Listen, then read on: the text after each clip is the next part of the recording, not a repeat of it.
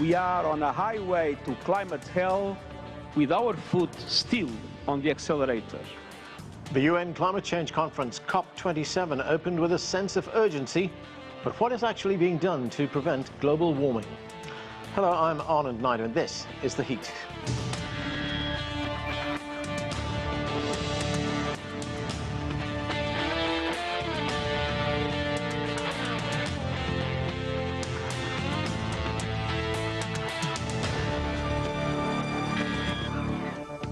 For the next 2 weeks, some 120 heads of states and government will gather in the Egyptian city of Sharm El-Sheikh to decide the next steps in fighting climate change. The Conference of the Parties, or COP, are annual conferences to discuss and negotiate climate change policies, strategies, and a vision for the future. And countries are now pushing for climate justice. We begin with this report from Yasser Hakim. Strong warnings were laid out in the opening remarks at the COP27 summit. We are in the fight of our lives, and we are losing. Greenhouse gas emissions keep growing. Global temperatures keep rising. And our planet is fast approaching tipping points that will make climate chaos irreversible. He has urged G20 nations to take responsibility, as UN reports have shown that developed nations are the most responsible for global greenhouse gas emissions, and Africa, the least emitter and most affected by the impacts of climate change, has complained that rich nations have fallen short of their promises of climate finance. Accumulated funding for adaptation anticipated before 2030 will unfortunately account for less than a quarter of the estimated needs that Africa has as part of their NDCs nationally. Those who pollute the most should pay the most. With extreme temperatures risking food and water security worldwide, Egyptian President Abdel Fattah el-Sisi, leader of the COP27 host nation, has urged participants to make this a conference of action. I hope your policies will reflect on the theme of our conference, which is the summit of implementation. There is no way back, nor is it a place for excuses, because if we miss this chance, we will be destroying the future generations. Developing nations, including African countries, have formed unified groups to push for what they describe as climate justice during COP27. World leaders here have outlined their policies during their keynote speeches on the first day of the summit. But the real work will be behind closed doors, where meetings will take place during the next few days. Yasser Hakim for CGTN at the COP27 in Sharm El-Sheikh, Egypt. We have a lot to discuss. Let's bring in our panelists. Here in Washington, D.C., Daniel Kreeger is the Executive Director and co-founder of the Association of Climate Change Officers. Across the river in Arlington, Virginia, Changhua is CEO of the Beijing Future Innovation Center. From Phoenix, Arizona, Mahmoud is Director of the Climate and Water Program at the Middle East Institute. And Joly is an Emeritus Professor at the University of Campinas in Sao Paulo, Brazil. Welcome to all of you. Mahmoud, let me start with you. The tone we are hearing out of this COP gathering taking place in Egypt is one of an emergency, a sense that we have reached a critical point right now. And we hear speaker after speaker tell us that now is the time to act. This cannot continue as it has been for the past few decades. What is your sense of what would come out of this meeting? I think my hope, and I think the hope of a lot of the nations that are in attendance, is to hit two tracks, both on the track that is most salient to those most vulnerable nations, which is what this COP is moving forward, since it is termed as an African COP by Egypt, and carries the banner for those most vulnerable nations that are impacted most by climate change, but contribute the least to it. So expanding things like climate financing, the discussion on loss and damage, which is going to be a very big topic as it's now officially on the agenda, and then pushing forth adaptation, which the earlier segment said there's not enough of. But we must not also forget that we need to move the mitigation agenda forward, meaning cutting carbon emissions, and that relates to the NDCs, National Determined Contributions. Two reports recently came out by the UN, both from the UN Environment and the UNFCCC, indicated that the rate of warming is going to be accelerated because of the amount of emissions that's projected to occur through 2030.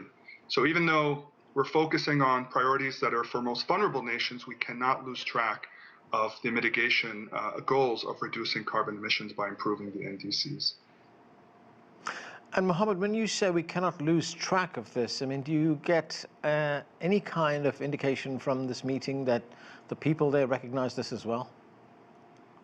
Yeah, I think there is a sense of urgency, certainly some parties more than others. I think those that are most vulnerable because of climate change, which is what this particular meeting is catering more to, is going to want to push that as well, but maybe secondary to their priority of getting more expanded financing, achieving loss and damage compensation, and pushing forward adaptation, since mitigation won't be as impactful for those nations that don't produce as much carbon emissions. Daniel Kreeger, the Intergovernmental Panel on Climate Change, known as the IPCC, said back in April of this year that without deep and immediate emissions reductions across all sectors, limiting global warming to 1.5 degrees is beyond reach. Now, as this meeting gets underway in Egypt, where do we stand? Well, as you said, the commitments, the indices, aren't hitting the spot. We're already at about 1.2 degrees Celsius warmer than we were pre-industrial, so we don't have a lot of real estate left. There's some good news and some bad news. The good news is that by 2030 we're projected to be at about 60% of nations will have capped their emissions, meaning at least they'll be not getting any worse.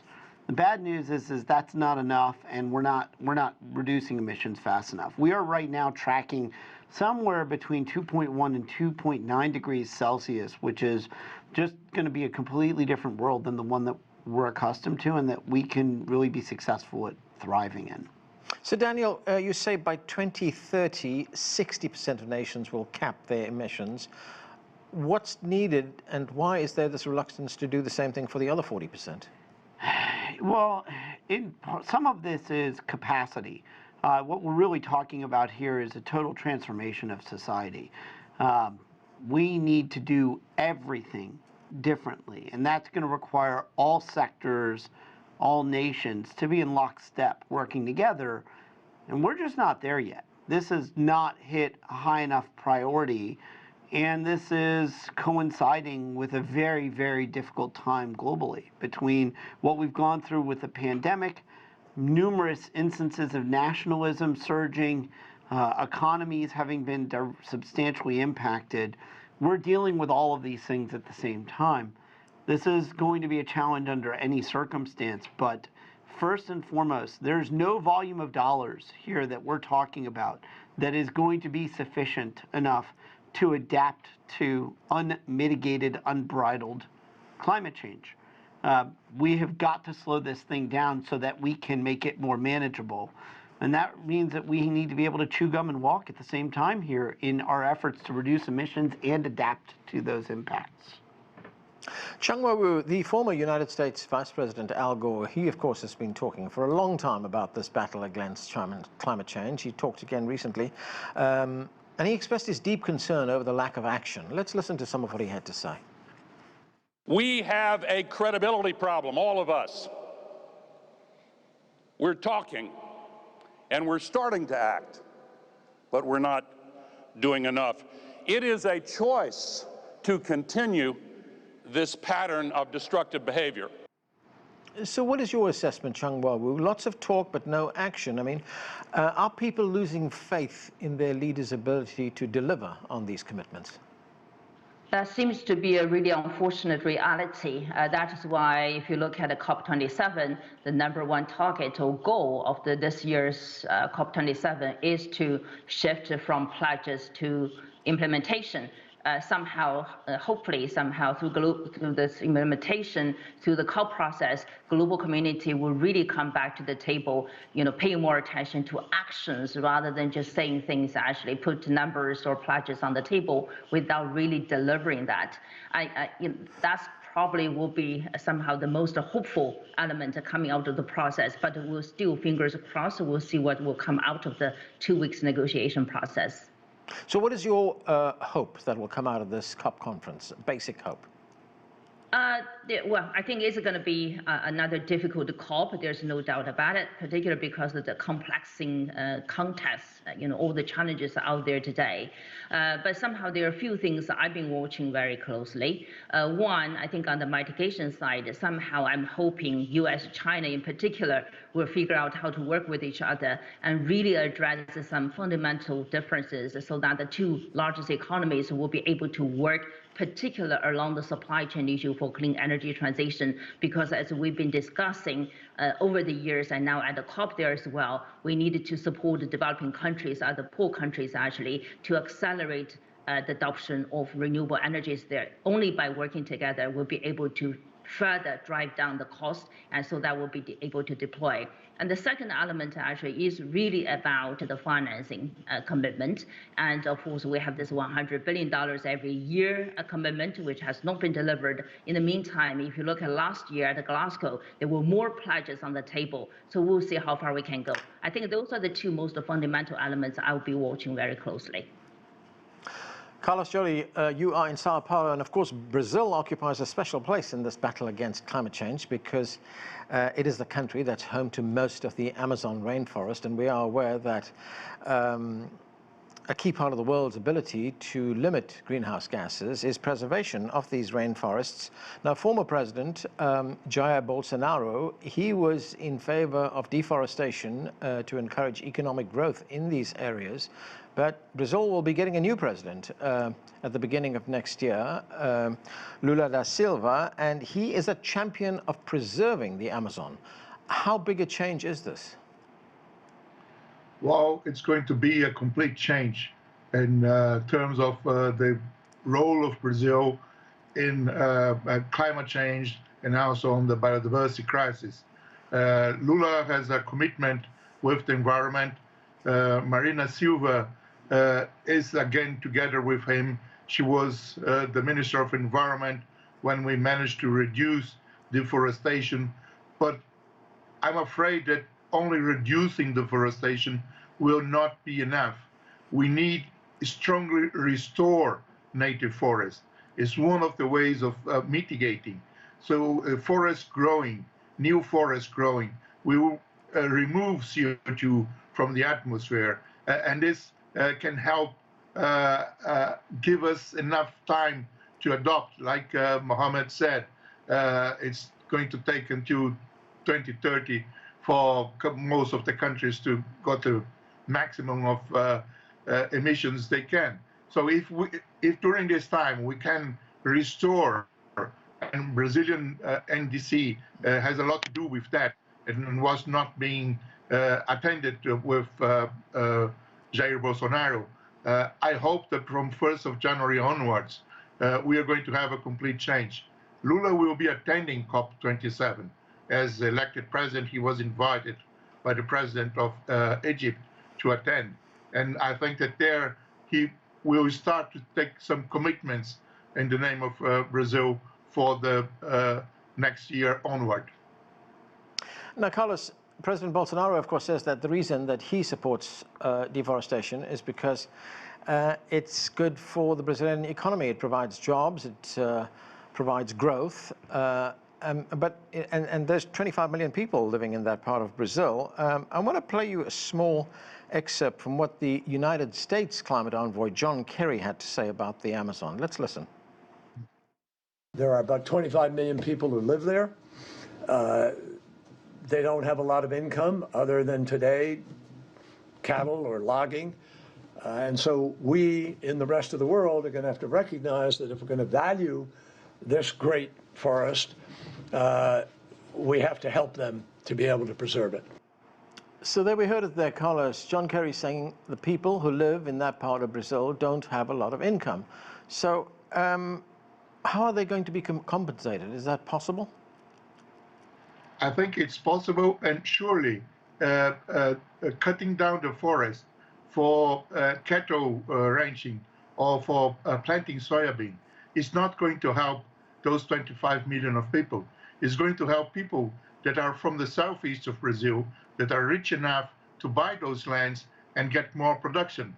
The local people don't get any of this deforestation. They are on the fringe of this wave, and they are not being recompensated by it. I think that there is much more economy with a standing forest, where you can have payment for environmental services. That's one of the ways that we can help them. You can bring also, there's a lot of bioeconomy projects being developed for the Amazon. There is a strong movement from the research community and the agencies that support research in Brazil to help developing activities that will at the same time produce a better income and also preserve the forest. So obviously we are going to need an enormous amount of help from foreign countries, from the developed countries, as has been said before. We can't do it alone. But the thing that the forest is more valuable, is standing, is a message that must come true, because this is the strongest point we have to keep the forest and show the importance it has on the balance, not only of gas emission, but also in terms of rain distribution in the whole of South America. Mohammed, there has been lots of talk about paying smaller developing nations for the efforts that they would have to take to mitigate the effects of climate change. Some call it reparations. Do you think there'll be any progress on this? I mean, do you see the political will there, and of course the availability of money? I think a couple of things make it more palatable this year than previous years, because this isn't the first time that developing nations, or those smaller nations that are been suffering quite disproportionately because of climate change, have brought up this idea of loss and damage. I think there's more ammunition, justification to bring it to the agenda this year because of how dire the climate impacts have been recently. I mean, this year alone, the scorching heat wave that has afflicted multiple continents, recurrent dust storms that were happening in the Arabian Peninsula at the beginning of the summer, and then the heavy thunderstorm and flooding events. I mean, looking at what happened in Pakistan. So there's a lot more justification, ammunition for those nations to bring that agenda forward. Now, whether it actually moves forward beyond them having to bring it to the table is a different question. And I think the biggest impediment because of that is, the biggest impediment due to that is the fact that acknowledging loss and damage payments or reparations, as some people refer to it, is an acknowledgement by the developed nations, certainly in the global north, of owning up to their particular role and responsibility that have led to contributing to climate change to where it is today. Daniel Kreeger, just a moment ago, Changhua Wu was telling us about that $100 billion a year that was promised to developing nations, smaller countries, to fight climate change. That was something that was agreed to at the Paris Accord in 2015. Now, that has not happened. Why is that? And are we seeing the consequences of that right now? Well, we got to go back to the beginning of this process. The United Nations Framework Convention on Climate Change, the treaty that established these annual negotiations, now administered by the body of the same name, the UNFCCC, originally envisioned this sort of debate. It clustered countries and organized them as Annex 1, Annex 2, and developed countries. And what they meant by that was the history of this whole negotiation has been a negotiation between those who caused it, those who are going to be the biggest cause of it, and those who are most impacted by it. That has been at the heart of the negotiations for 30 years now. This isn't a novel conversation about those who caused it providing financial support to those. There have been all sorts of mechanisms to incentivize those dollars to go from developed countries to most impacted for a long time, whether it was in the form of accelerating their industrialization in a clean way or helping them adapt to the impacts of it. And part of the challenge that we're dealing with is that the economy is a mess right now in a lot of places coming out of COVID. Inflation is rampant. It's going to be really difficult to get everybody to put forward money when the economy is struggling globally. And when we're doing better, you might have a little bit more luck. The good news in terms of accountability is there's some more a recognition of that. Attribution science, which helps us understand how much of those extreme events was attributable to human-caused climate change as opposed to what might have been possible in a pre-industrial climate, gives us a better understanding as well. And we've got better tracking of what's happening in different places of the world. So at least we're having the conversation, but the reality is that $100 billion a year, we haven't touched it anywhere near that volume, and frankly, that $100 billion a year wasn't enough. Changhua, well, you brought up the issue of payments earlier on, and I'm just wondering what is your view on that, and especially on Mohammed's point that there is a feeling among some developed countries that paying this is an admission of guilt, if you like, of saying that, yes, we are responsible. Well, that's the thing, and I sort of disagree with what Daniel just said. I think this is the international climate governance, the international law convention framework. If a country or countries are committed to the targets with the specific numbers, they need to deliver that. And out of the $100 billion, actually about 80-ish probably delivered already. The worst actually performance we all know is the United States, because if you look at the wealth and also accumulative emissions there, out of $100 billion, which is minuscule actually, it's really a drop in the ocean there.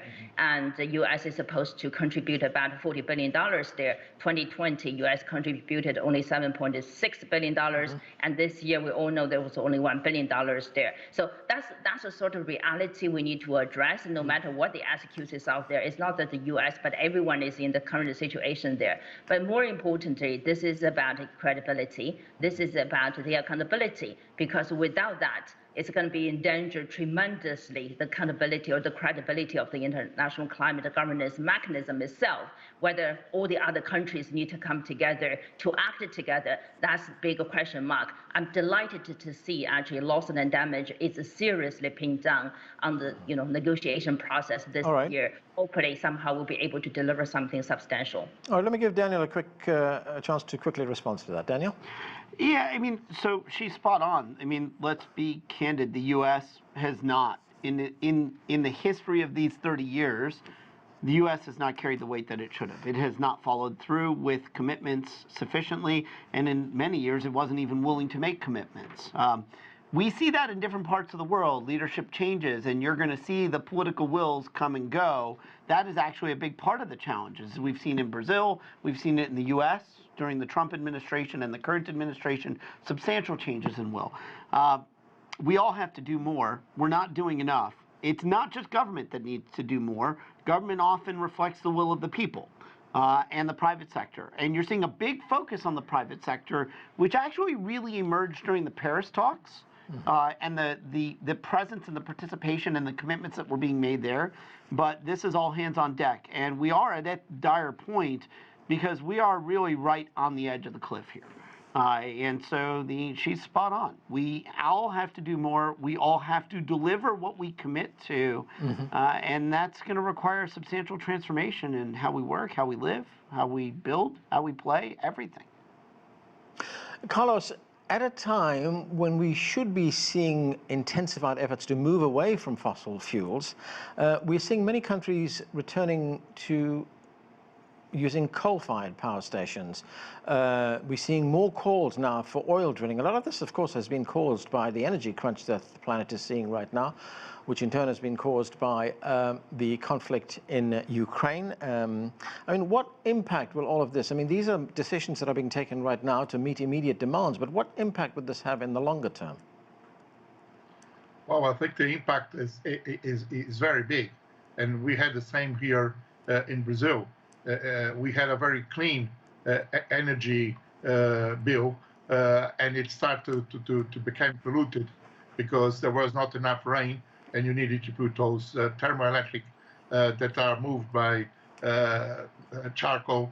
That is highly, the pollution is enormous, and the amount of CO2 that we are throwing to this, we have to remember CO2 will stay in the atmosphere for more than 100 years.